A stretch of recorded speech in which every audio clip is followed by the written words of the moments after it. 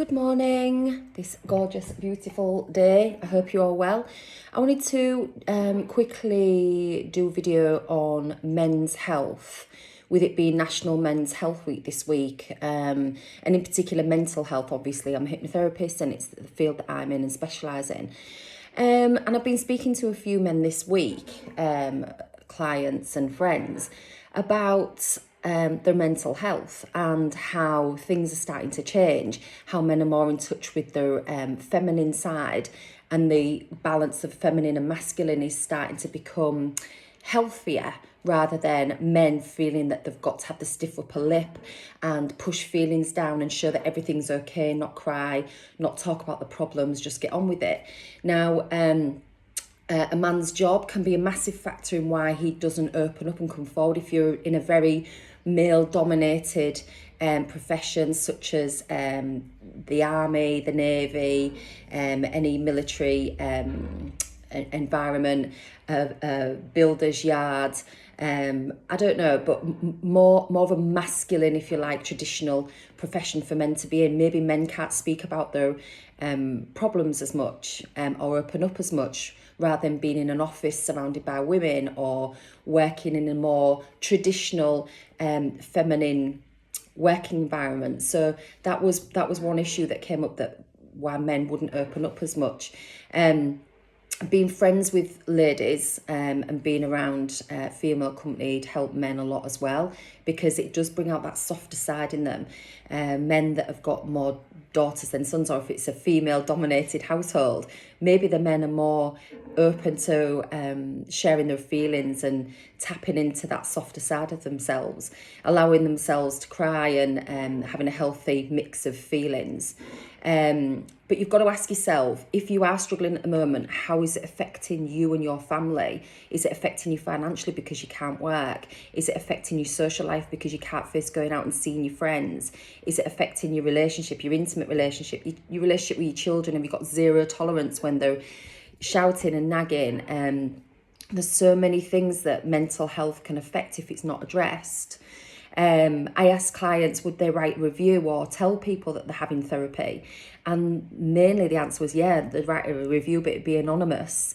So it still goes to show there's that stigma in this country, particularly, unlike the States, where people get therapy, just like they're going for a facial or an eyebrow wax, or men a massage, a sports massage, or going to the gym. It is all relative. You know, your therapy is just like going to the gym. You're exercising your body and you're eating clean, hopefully. So why not clear out your mind? And, you know, if you do go to the gym, that's amazing. I can't emphasize the importance of an anti-inflammatory diet for good mental health, free from dairy, gluten, sugar. And it's easier than you think. If you just go on the internet, everything's available for you. And there's so many alternatives now to those toxic foods, because 95% of your serotonin is made in your gut. If you're feeding your gut toxic, unhealthy junk that's going to weigh you down, and you're going to have a food hangover after you've had a meal, then it's not going to be good for your serotonin in your gut. So men would tell those close to them and good friends maybe that they were struggling, but they probably wouldn't tell anyone else, and they'd find it difficult to speak at work. They don't want sympathy, but they want support from those close to them. But it also helps to get things off your chest. So if there is someone that you know, like, and trust, then you can maybe speak to them about that you're struggling. So the bonus of therapy is avoiding medication and tablets too. Like, a lot of clients that come to see me, they're either on medication and then we work with the GP and wean them off, or they feel that they don't want to go down that road, and within a few short weeks they're not having to go to the GP and get a prescription for something that is just masking the problem anyway, and that might take a while to come off, because there's always side effects with everything. So I can't emphasize the importance of exercise as well, getting out in nature, plugging into nature. We're just like our phones, we need to plug into the source that we came from. And I've spoke before about earthing and being around nature, trees, etc. That's where tree hugging comes from, because nature gives off a certain amount of energy that we absorb as humans to keep us going.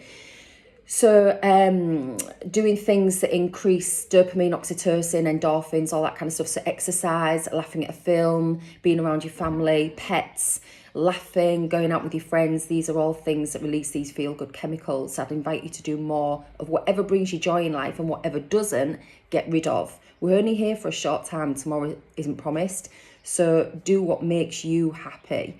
So also, when you understand why you feel the way you do, I always say it's like sunlight to flowers. It just makes you bloom. A lot of the time is you're confused and you don't know why you are the way you are. Once you do, it's about doing something about it. So talking therapies are all well and good to identify the problem, but how are you actually going to deal with that problem that's in the subconscious mind, giving you these patterns of behaviour? It's always subconscious, it's always programming, probably from childhood. So hypnosis for me is the only way, in my opinion. So podcasts and YouTube, free of charge if finances are an issue. Listen to Lewis Howes, The School of Greatness on YouTube. He has guest speakers like Joe Dispenza, Greg Braden, who's the other one, Anthony Robbins, Jordan Peterson, very honest people that motivate you. So there's therapy there for free. Also, there's a club in Hull called Andy's Man Club. A lot of my clients go or have been there, especially over the last 2 years, because it's really helped them. And they've said, a lot of them, it's what's kept them going. So it's a group of guys that get together, I think, once a week. They'll have a Facebook page probably, and I think it was because someone's friend had committed suicide. But these men's groups are absolutely brilliant because we all get together as women and have a good cackle and talk about our issues. But men need to start opening up and doing that as well. So therapy is available, and I see some very powerful but gentle changes in men in just a few short weeks. Someone yesterday came and the transformation was just unbelievable. And, you know, burying your feelings and having the stiff upper lip, like I said, is not working anymore. Putting on a brave front is so outdated. And little boys are now encouraged to cry. There's nothing you can do worse than tell your kids to stop crying because you're suppressing their feelings. And crying is a perfectly healthy, natural emotion. It's a release of a small trauma or a big trauma. And when I regress people, I've said before, when I take them back to childhood, it's always something really minor, but to that little person, they can't process it, and it's a big trauma, and it's the link to those emotions why they're in my treatment room. It sets it off again. So there's nothing more attractive than a man that's emotionally stable and available. So I'm going to put the links in the comments to everything that I've said, and just know that the help is there. You are allowed to cry. You are allowed to talk about your feelings. It's the new sexy, if you like. So I hope you all have a really good day. I'm going to put some links in comments. If you do need to reach out, go to my website, book a free half-hour consultation. I will be more than happy to have a half-hour chat with you and see how I can help. Take care.